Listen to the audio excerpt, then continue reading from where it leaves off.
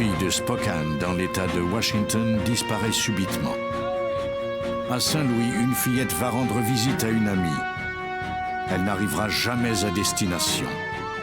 Affolés, les parents craignent que leur enfant n'ait été enlevé, ou pire encore. Quand les enfants disparaissent sans laisser de traces, les enquêteurs doivent se servir de leur connaissance, de leur expérience et de la science pour les retrouver et arrêter leurs ravisseurs.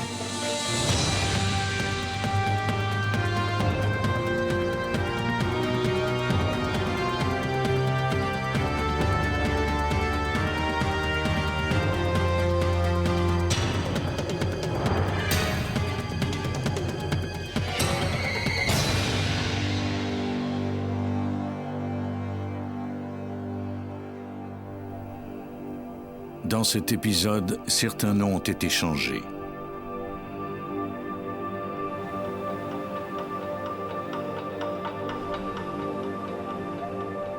À Spokane, dans l'État de Washington, ce sont généralement les sons de la nature qui tirent les habitants du sommeil le matin. Mais dans la matinée du 18 octobre 1999, un quartier fut réveillé par la voix de Brad Jackson, âgé de 33 ans.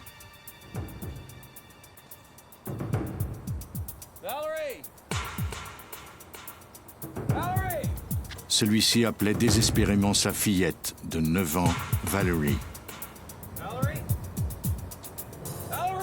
Affolé, le père frappa à la porte de ses voisins en espérant trouver quelqu'un qui aurait vu son enfant.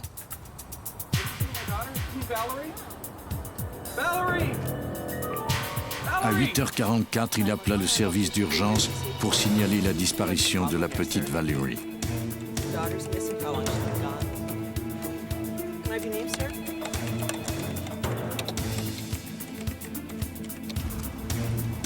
En quelques minutes, les policiers du bureau du shérif de Spokane répondirent à l'appel. Jackson leur dit qu'il avait vu Valerie jouer pour la dernière fois dans l'arrière-cour à 8h15. Quelques minutes plus tard, quand il était sorti pour l'accompagner à l'école à pied, il avait trouvé son sac à dos sur la galerie, mais aucune trace d'elle.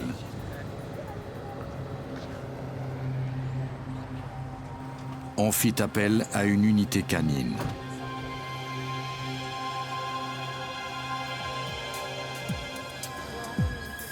Les chiens reniflèrent les vêtements de Valerie.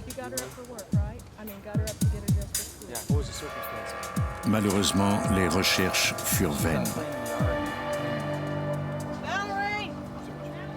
L'enquêteur Dave Matson du bureau du shérif de Spokane était sur les lieux.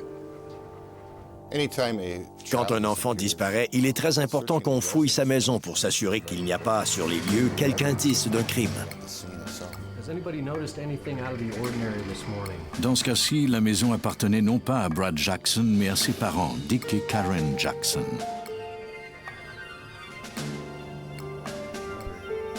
Brad et Valerie vivaient avec Karen et Dick, les grands-parents de la fillette, depuis environ 7 mois. Jackson, un père célibataire qui avait la garde complète de Valerie, expliqua que sa fille et lui avaient vécu dans la maison de sa petite amie, mais qu'ils étaient retournés vivre avec ses parents parce que l'ami en question ne s'entendait pas avec Valerie. Quant à la mère de la fillette, personne ne l'avait vue depuis plusieurs années. Matson demanda à Jackson et à ses parents quand ils avaient vu Valerie pour la dernière fois. Le grand-père, Dick, déclara qu'il l'avait vue la veille au soir. Avant qu'elle aille au lit, on a parlé et on s'est fait des câlins. Elle m'a demandé si j'allais travailler. Je travaillais à Portland et elle voulait savoir si je partirais le lendemain matin. Elle voulait savoir quand elle me reverrait. Je lui ai répondu que je ne rentrerais que la semaine suivante. C'est la dernière fois que je l'ai vue.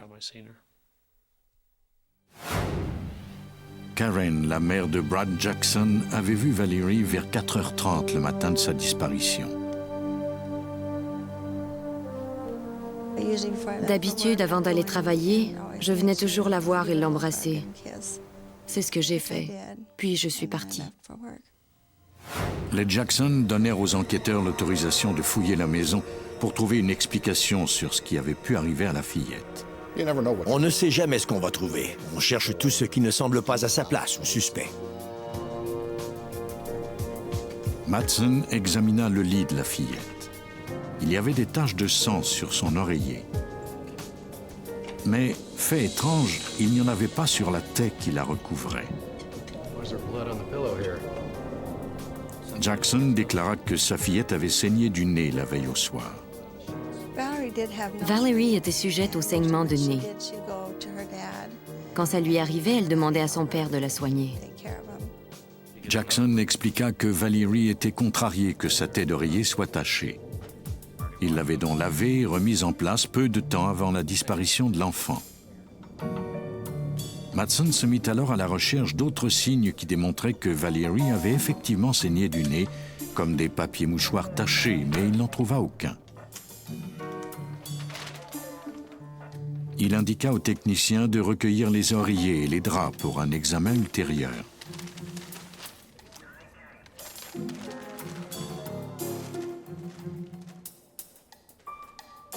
Pendant qu'il fouillait la maison, Madsen fit une découverte qui pouvait être importante, le journal de Valerie. Il demanda aux experts de le recueillir.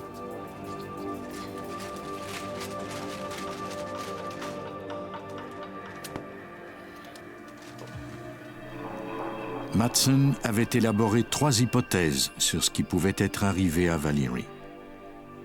Primo, elle pouvait avoir été enlevée par un ravisseur inconnu. Secondo, ce ravisseur pouvait être sa mère ou quelqu'un envoyé par elle. Et tertio, quelqu'un de sa famille immédiate pouvait aussi l'avoir enlevée. Et dans ce cas, la liste des suspects se limitait à Brad. Pour étayer ses soupçons, Madsen concentra ses efforts sur ce qu'il avait recueilli dans la maison. Il lut alors des choses troublantes dans le journal intime de Valerie. Elle était en colère contre son père qui l'avait humiliée à l'occasion de sa fête d'anniversaire 2 semaines plus tôt. De plus, elle écrivait qu'il ne respectait pas son intimité et qu'il entrait sans frapper dans sa chambre. Moins d'une semaine avant sa disparition, Valerie avait écrit à propos de son père « Il ne me laisse jamais tranquille dans ma chambre ». Ce n'était rien de concret, mais cela m'a quand même mis en alerte. Madsen fit remorquer la camionnette de Jackson au bureau du shérif et la fit examiner par l'expert Craig Kopek. On s'y est pris de façon méthodique pour ne laisser aucun indice nous échapper. Dans ce cas en particulier, on a cherché de la terre, des cheveux, des fibres et des fluides corporels. Kopek commença son examen à l'extérieur du véhicule. Il trouva de nombreuses taches suspectes sur le pare-choc avant du côté du passager. Il en recueillit un échantillon pour le faire analyser. Pour la fouille de l'intérieur de la camionnette, on ferma la porte du garage et on ferma toutes les lumières.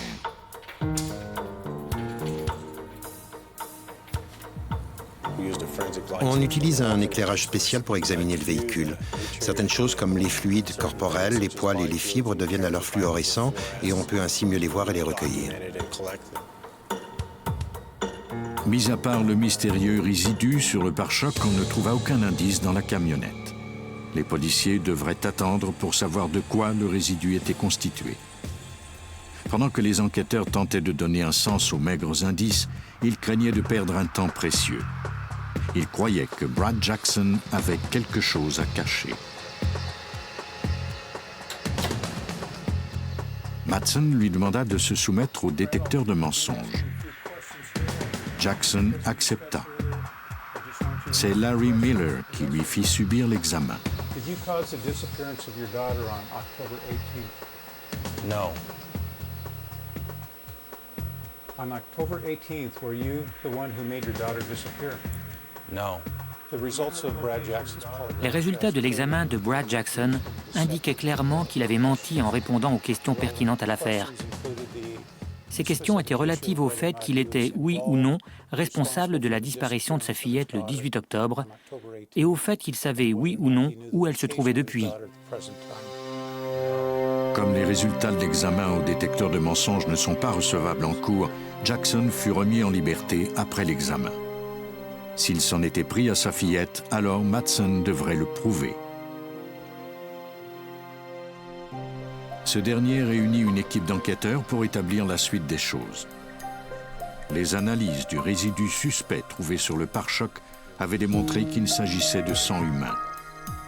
Le temps filait à vive allure et les enquêteurs commençaient à douter de jamais retrouver Valerie Jackson en vie. Ils croyaient qu'en prenant Jackson en filature, celui-ci finirait par leur fournir à son insu les indices qu'ils cherchaient.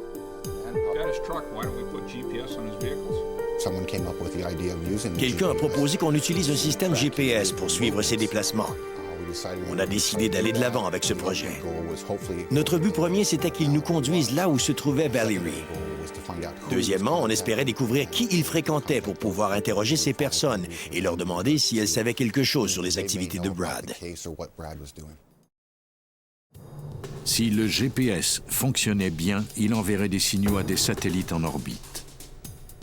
L'enquêteur Don McCabe pourrait télécharger ces informations sur son ordinateur et savoir en tout temps où se trouvait la camionnette de Jackson. On disposait d'une feuille imprimée indiquant la latitude et la longitude, la date et l'heure. On peut même avoir une adresse si on le désire. Une fois l'appareil installé, Madsen appela Jackson pour lui demander de venir chercher sa camionnette.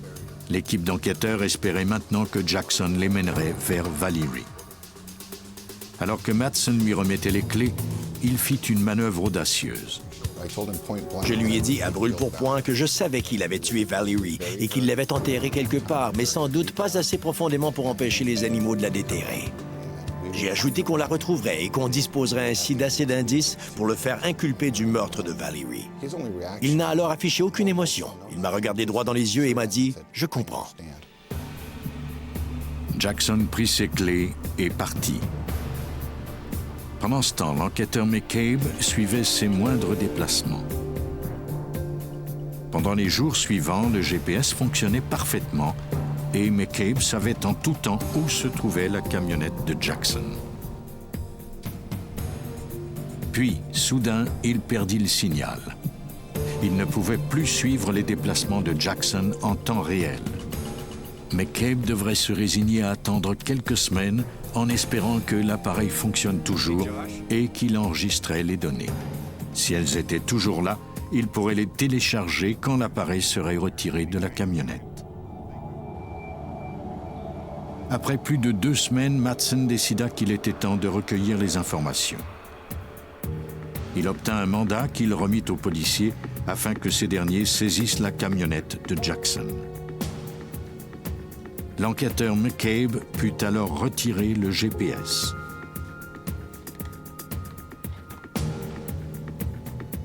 Avec Madsen à ses côtés, il commença ensuite à télécharger les données. À leur plus grand soulagement, ils virent s'afficher sur l'écran les itinéraires précis de Jackson. Il y avait certains endroits où nous nous sommes dit « Bon sang, pourquoi donc est-il allé là ?» Et parmi ces endroits, il y avait Vickery Road. Vickery Road était situé dans un secteur boisé à 30 km de Spokane.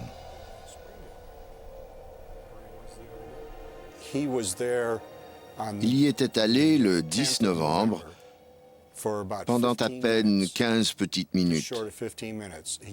Puis, il était directement allé dans le secteur de Springdale, où il avait passé 30 minutes avant de rentrer à Spokane. Madsen réunit une équipe d'experts et ils prirent la route vers Vickery Road. À l'aide d'un GPS portatif, Madsen repéra l'endroit exact où Jackson avait garé sa camionnette.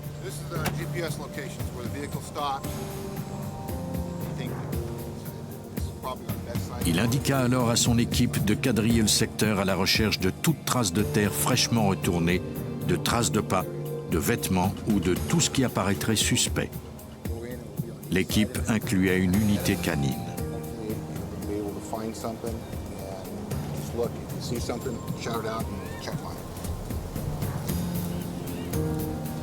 Après seulement quelques minutes, le chien flaira une odeur près d'une zone où la terre venait d'être retournée.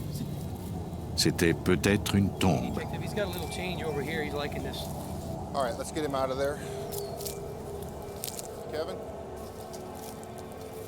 Matson fit venir l'expert judiciaire Kevin Jenkins à l'emplacement où ce dernier releva une trace de botte. C'était assez évident quand nous sommes arrivés à cet endroit. Il ne nous restait plus qu'à nous assurer de ne rien déranger. Quand on a été prêt à procéder, on a utilisé ce qu'on appelle du plâtre pierre. Ce plâtre très résistant est mélangé à de l'eau et coulé sur place. Jenkins fit un moulage de la trace de pas en vue de la comparer plus tard aux semelles des bottes de Jackson.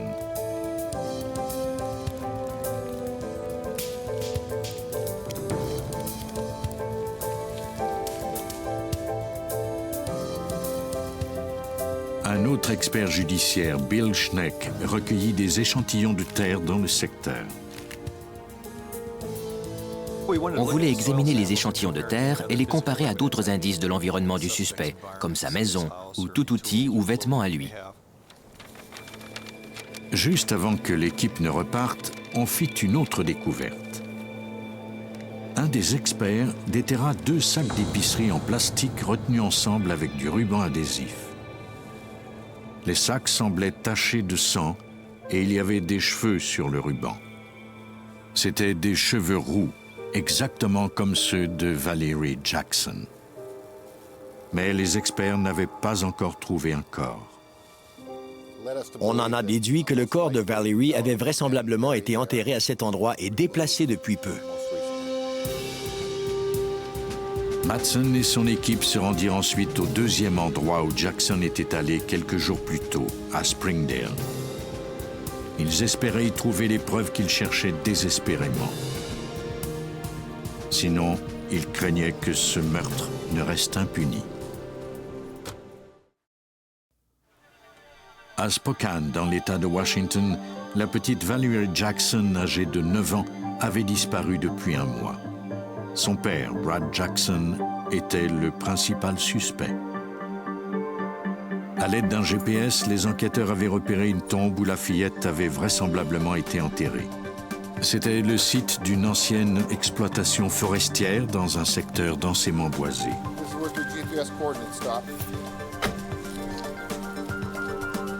Toute l'affaire reposait sur le fait que le corps de la fillette était enterré quelque part dans ces bois. On se disait depuis le début que si Brad était mêlé à cette disparition, alors l'enfant était forcément morte. L'enquêteur Dave Matson fit d'abord examiner le bord de la route par ses experts.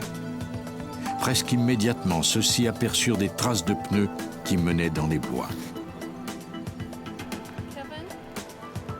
Les experts judiciaires Kevin Jenkins et Bill Schneck firent un moulage de l'empreinte. Plus tard, ils compareraient cette empreinte à celle des pneus de la camionnette de Jackson. L'équipe se dispersa ensuite en éventail et pénétra dans les bois à la recherche de traces de terre fraîchement retournées ou de quelque autre indice qui les conduirait à Valerie. Soudain, un chien décela une odeur et il entraîna son maître avec lui.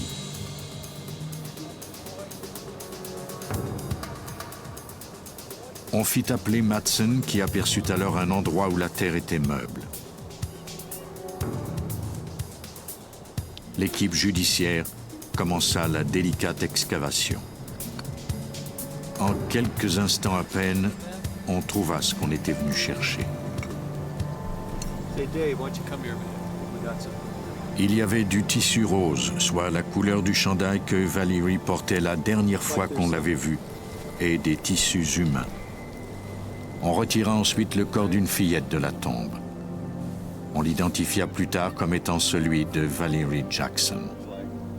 Tout était très silencieux quand on a trouvé Valerie et qu'on a sorti son corps de la tombe. Quand un enfant disparaît, on ne souhaite qu'une chose, le retrouver en vie. Même si on n'était pas vraiment surpris, on a quand même ressenti de la tristesse et de la douleur. On devait se rendre à l'évidence et reconnaître qu'elle était bien morte. C'était un moment d'une grande tristesse. Même si le corps de la fillette avait été retrouvé, l'enquête était loin d'être terminée. L'équipe d'experts fouilla la maison de Jackson. On y saisit des objets qui pouvaient avoir un lien avec les indices trouvés aux deux endroits. Un rouleau de ruban adhésif, 2 pelles ainsi qu'une paire de bottes appartenant à Brad Jackson. Bill Schneck, qui avait recueilli des échantillons de terre à la fois à Vickery Road et à Springdale, préleva cette fois des échantillons autour des roues de la camionnette de Jackson et à l'intérieur de son véhicule. On a cherché des similitudes dans la composition de l'échantillon de terre du véhicule et ceux des scènes de crime, afin de voir s'ils provenaient des mêmes lieux. Au même moment, Kevin Jenkins fit un moulage des pneus de la camionnette pour voir s'il correspondait à la trace relevée là où se trouvait le corps de Valerie. Pour obtenir un échantillon des sculptures de pneus de la camionnette de Jackson, on a appliqué une mince couche de gelée de pétrole sur les pneus. Ensuite, on a fait faire un tour complet aux pneus sur un grand carton blanc. Cela a pour effet de laisser l'empreinte de gelée de pétrole sur le carton. Par la suite, on y applique de la poudre dactyloscopique pour rendre l'empreinte plus visible. Pendant que l'enquête continuait d'aller de l'avant, le médecin légiste du comté pratiqua l'autopsie du corps de Valerie Jackson. Ses conclusions, la mort avait été causée par suffocation. Au laboratoire judiciaire de l'État, Kevin Jenkins compara l'empreinte des pneus de la camionnette de Jackson au moulage de la trace sur la scène du crime. Ce qu'on espère identifier plus que tout, ce sont les caractéristiques uniques. Il s'agit de petites imperfections qui n'étaient pas présentes lors de la fabrication, contrairement aux caractéristiques communes qui, elles, se retrouvent sur tous les pneus. Si on retrouve des caractéristiques uniques, on peut conclure formellement que c'est ce pneu qui a laissé la trace et aucun autre. Jenkins conclut que c'était le même pneu. Il était primordial de prouver que c'était le pneu du véhicule de Jackson qui avait laissé l'empreinte à Springdale, parce que ça nous permettait d'établir que son véhicule s'était réellement trouvé dans ce secteur. Les enquêteurs avaient ainsi démontré que la camionnette de Jackson s'était trouvée sur la scène du crime. Les experts effectuèrent ensuite les comparaisons sur près de 2 douzaines d'échantillons de sol recueillis près des 2 tombes, ainsi que sur les bottes de Jackson, ses pelles et dans sa camionnette. Bill Schneck pratiqua ces examens. L'analyse du sol établissait un lien entre Jackson et le lieu où l'enfant avait été enterré. La terre sur ses bottes et sur les pelles était semblable à la terre du site de l'enterrement. Il y avait donc un lien concret entre Jackson et la tombe.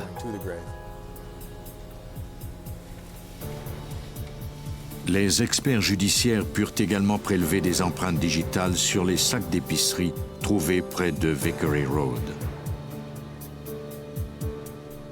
L'analyse révéla qu'il s'agissait de celle de Brad Jackson.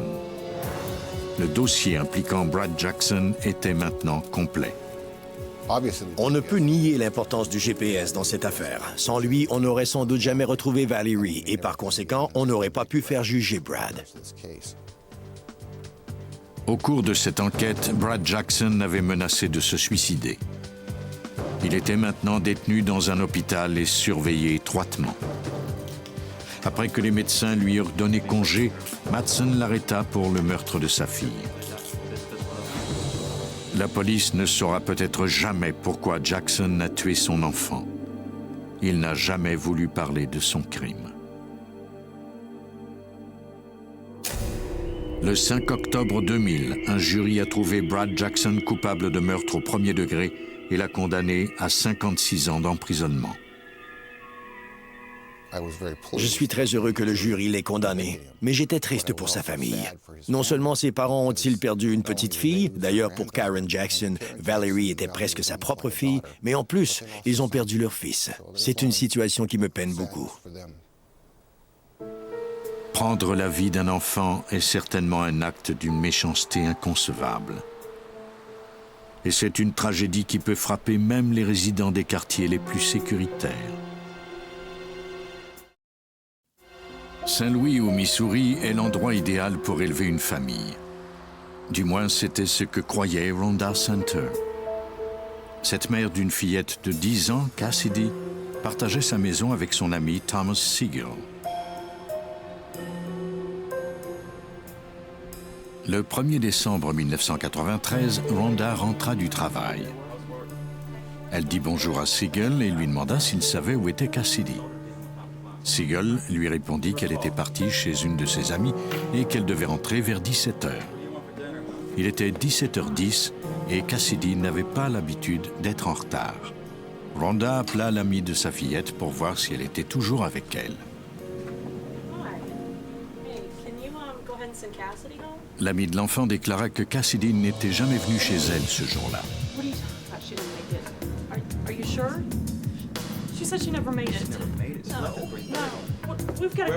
Rhonda demanda à Siegel de l'aider à chercher Cassidy.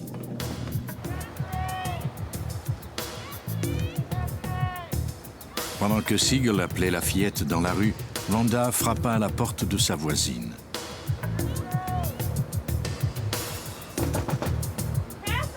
Elle lui demanda si elle avait vu Cassidy au cours de l'après-midi.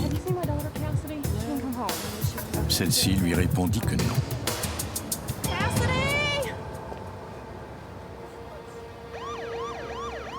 Siegel appela alors la police. Quand la voiture de patrouille arriva, Siegel rencontra l'agent devant la maison. Il déclara au policier qu'il avait vu Cassidy pour la dernière fois à 15h30. Une voisine, elle, avait dit l'avoir vue à 15h45. Cassidy avait mentionné à Siegel qu'elle allait chez une amie et qu'elle reviendrait à 17h, soit à l'heure où sa mère rentrait habituellement.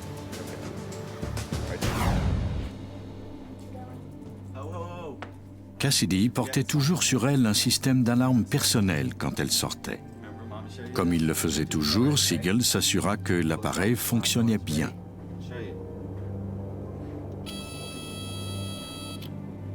Comme tout était normal, il dit à Cassidy qu'il l'attendait à 17h. Elle était partie pour ne jamais revenir. Siegel décrivit au policier les vêtements que portait l'enfant. Elle avait une veste en jean, un chandail rose, des jeans et des chaussures de course blanches. Peu de temps après, l'enquêteur Laura Nearing du service de police de Saint-Louis arriva sur place pour commencer son travail. Ce qui rendait ce cas particulièrement délicat, c'était le fait qu'au cours des 2 mois précédents, 2 autres fillettes avaient disparu et qu'on avait découvert par après qu'elles avaient été tuées. On a donc immédiatement pensé qu'on avait peut-être affaire à un tueur en série. À un peu plus d'un pâté de maison, un homme trouva un système d'alarme personnel devant chez lui. La découverte de ce système d'alarme nous indiquait qu'elle avait vraisemblablement été enlevée contre son gré. Il était peu probable qu'elle soit chez des amis, sans savoir qu'elle était recherchée. On a donc traité tout de suite cette affaire comme un enlèvement, plutôt qu'un cas de disparition d'enfants. L'homme qui avait trouvé le système d'alarme n'avait pas été témoin d'activités suspectes. Les enquêteurs décidèrent de vérifier auprès de ses voisins pour voir s'ils avaient vu quelque chose.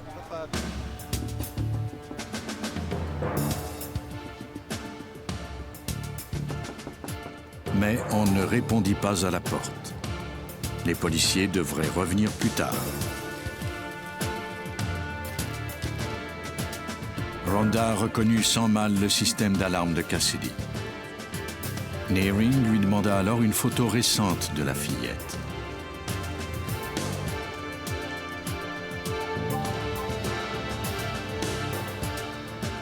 Ensuite, elle demanda à Rhonda la permission de fouiller la chambre de Cassidy pour trouver des indices sur ce qui avait pu lui arriver.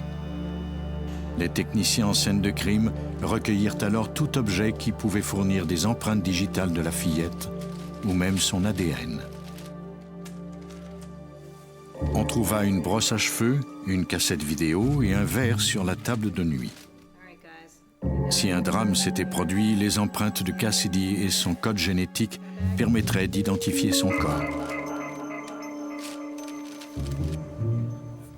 L'enquêteur Nearing rencontra ensuite une équipe d'enquêteurs de l'escouade des crimes graves de la région métropolitaine de Saint-Louis, la MCS. Cette escouade enquêtait déjà sur la mort de 2 jeunes filles disparues peu de temps avant Cassidy. L'une de ces victimes était du même âge que Cassidy. L'autre avait 22 ans. Les enquêteurs du MCS croyaient qu'il y avait peut-être un lien entre les 3 affaires. Il était primordial que nous comparions nos notes. Les pistes qu'on suivait pouvaient être reliées aux autres homicides. Les enquêteurs de l'escouade avaient donc aussi besoin des informations dont nous disposions. Quand la nouvelle de la disparition de Cassidy fit la manchette, les enquêteurs firent imprimer de nouvelles affiches avec une photo récente de la fillette et ils demandèrent aux policiers d'interroger les habitants du quartier. Nearing était particulièrement intéressé par l'occupant de la maison près de laquelle on avait trouvé le système d'alarme personnel. Des enquêteurs avaient frappé à cette porte quotidiennement depuis la disparition de Cassidy, mais n'avaient jamais obtenu de réponse.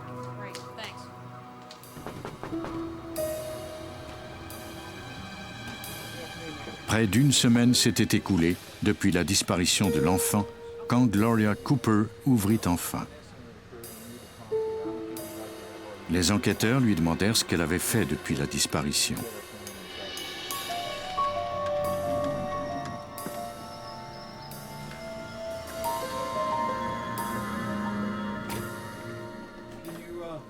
Cooper déclara qu'elle avait dû aller chez des amis car on lui avait coupé l'électricité. Le courant était revenu la veille. Quand on lui demanda si elle avait entendu parler de la disparition de Cassidy, Cooper déclara que non. Elle parlait également de son frère qui vivait parfois avec elle. Les enquêteurs interrogèrent ensuite le frère de Cooper. Celui-ci déclara qu'il n'était pas à la maison à cause de la panne de courant quand Cassidy avait disparu. Il était allé travailler à 16 heures.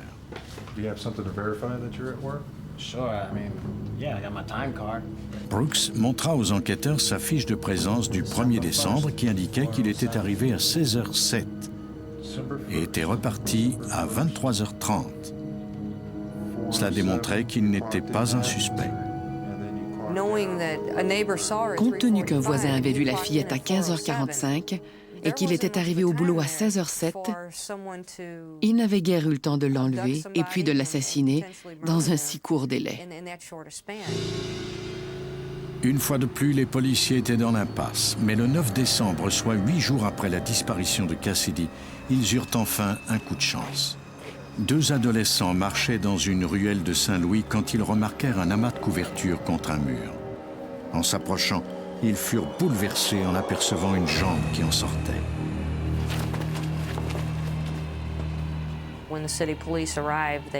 Quand les policiers sont arrivés, ils ont immédiatement soupçonné qu'il s'agissait de Cassidy et ils nous ont appelés aussitôt.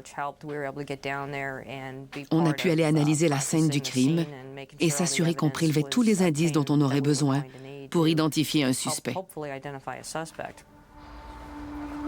Le corps de la fillette était revêtu des mêmes vêtements que ceux de Cassidy. Il était enveloppé dans un rideau et une couverture.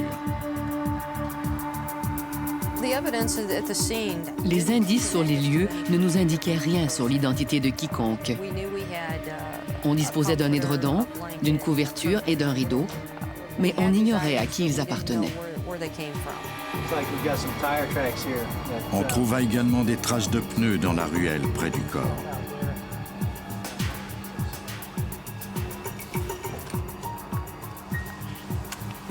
Les techniciens en firent un moulage en plâtre pierre.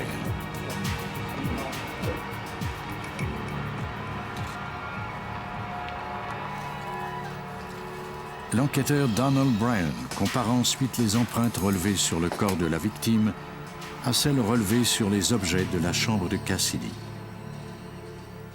De leur côté, les experts judiciaires du labo de Saint-Louis examinèrent la couverture qui avait enveloppé l'enfant en espérant y trouver des indices sur le meurtrier.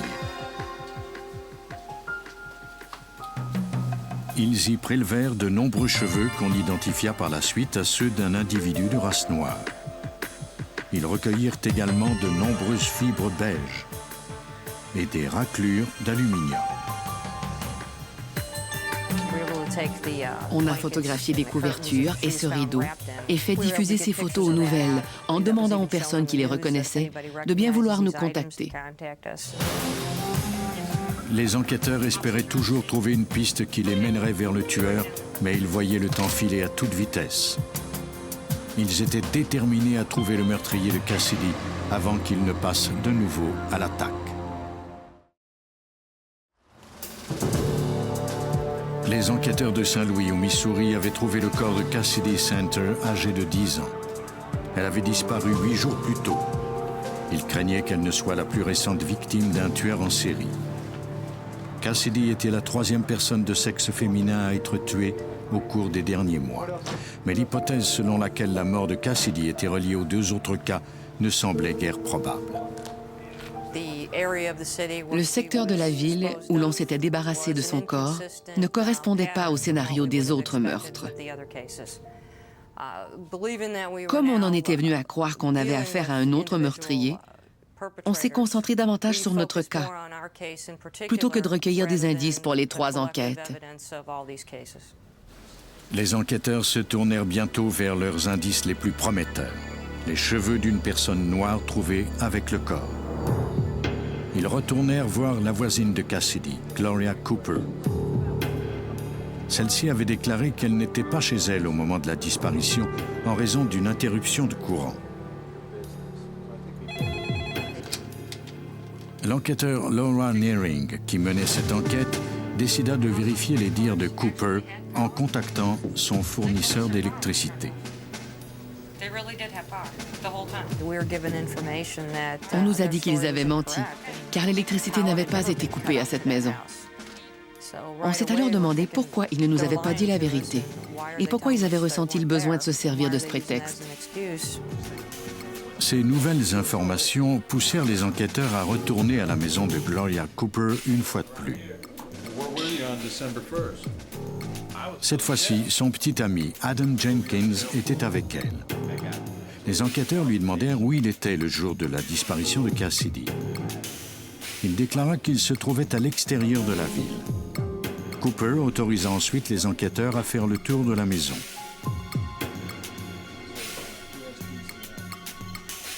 Dans une des chambres, ils remarquèrent que la moquette était de couleur beige, soit de la même couleur que les fibres trouvées sur la couverture qui entourait le corps de Cassidy.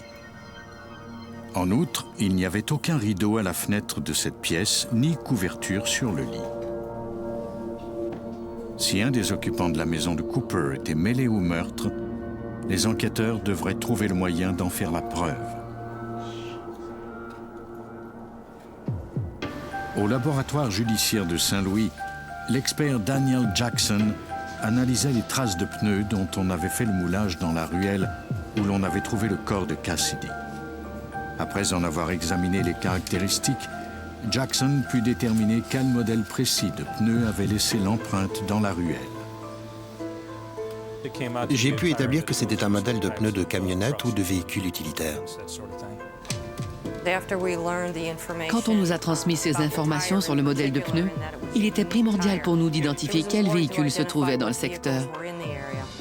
Les enquêteurs quadrillèrent de nouveau le quartier.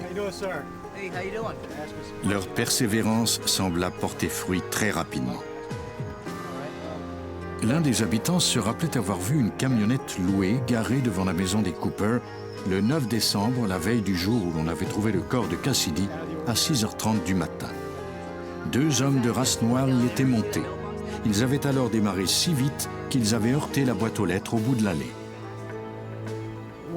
Quand on a appris cela, un déclic s'est fait dans notre esprit. On a tout de suite su que c'était ce qu'on attendait. De plus, on se rappelait qu'on avait trouvé des raclures d'aluminium dans la literie qui avaient servi à envelopper le corps de la victime.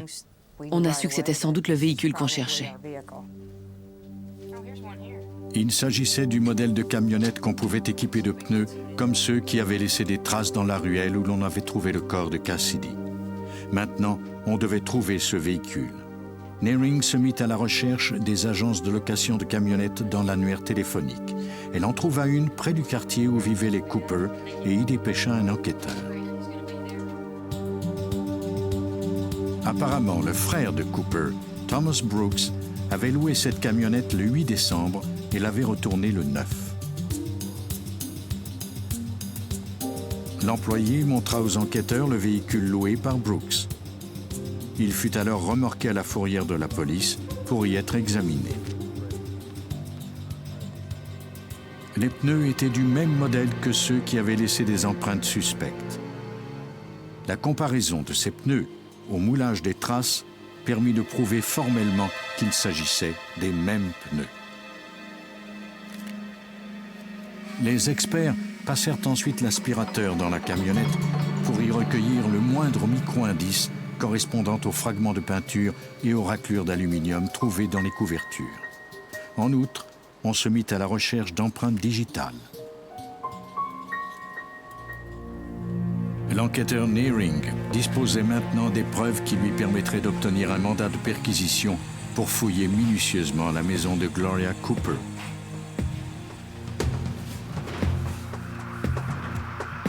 Une technicienne fouillait le sous-sol quand elle trouva une courroie.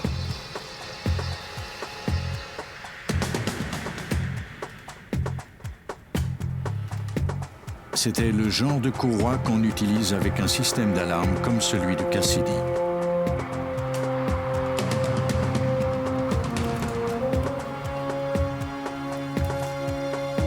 Les experts identifièrent également plusieurs taches de sang sur le sol dont ils recueillirent des échantillons. Au laboratoire judiciaire de Saint-Louis, l'expert en criminalistique Alan Derrickson démontra formellement que le sang trouvé dans le sous-sol de la maison de Cooper avait le même ADN que celui de Cassidy. Les enquêteurs voulurent ensuite interroger les gens qui avaient accès à la maison de Cooper. Ils convoquèrent Adam Jenkins, le petit ami de Gloria Cooper. Ils l'informèrent alors que des preuves solides démontraient que quelqu'un dans la maison avait tué Cassidy. Jenkins avoua que Gloria avait bien trouvé le corps de la fillette dans le sous-sol, mais ajouta qu'elle ne l'avait pas tué.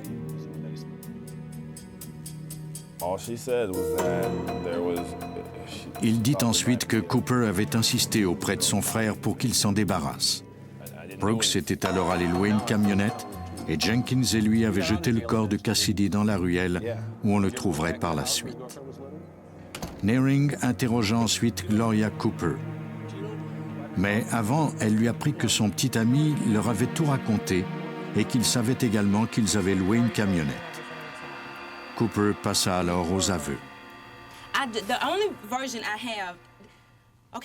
Elle reconnut avoir trouvé le corps de Cassidy dans le sous-sol et avoir demandé à Brooks de le sortir de la maison. Elle ajouta qu'elle n'en avait pas parlé aux enquêteurs parce que son frère avait menacé de s'en prendre à ses enfants si elle disait quelque chose à ce sujet.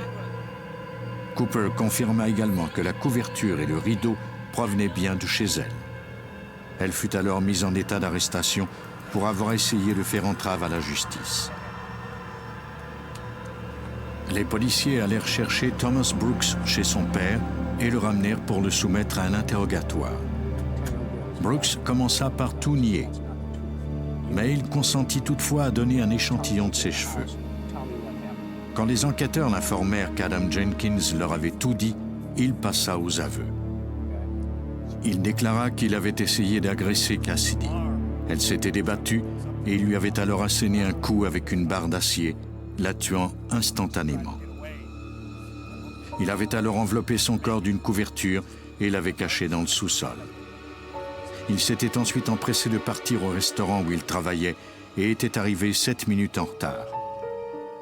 Après avoir tout avoué, Brooks fut mis en état d'arrestation. Les échantillons de ses cheveux étaient du même ADN que ceux trouvés dans les couvertures qui avaient servi à envelopper le corps de Cassidy. Thomas Brooks fut accusé de meurtre au premier degré et d'enlèvement d'enfants. Il a été arrêté et condamné à mort. Quant à Gloria Cooper et Adam Jenkins, ils ont été reconnus coupables d'avoir fait entrave à la justice. Nul ne saura jamais comment effacer la douleur de ceux qui ont perdu un être cher suite à un meurtre. Mais grâce à la criminalistique et à ses experts dévoués, justice est souvent rendue aux jeunes victimes à qui l'on a volé la vie.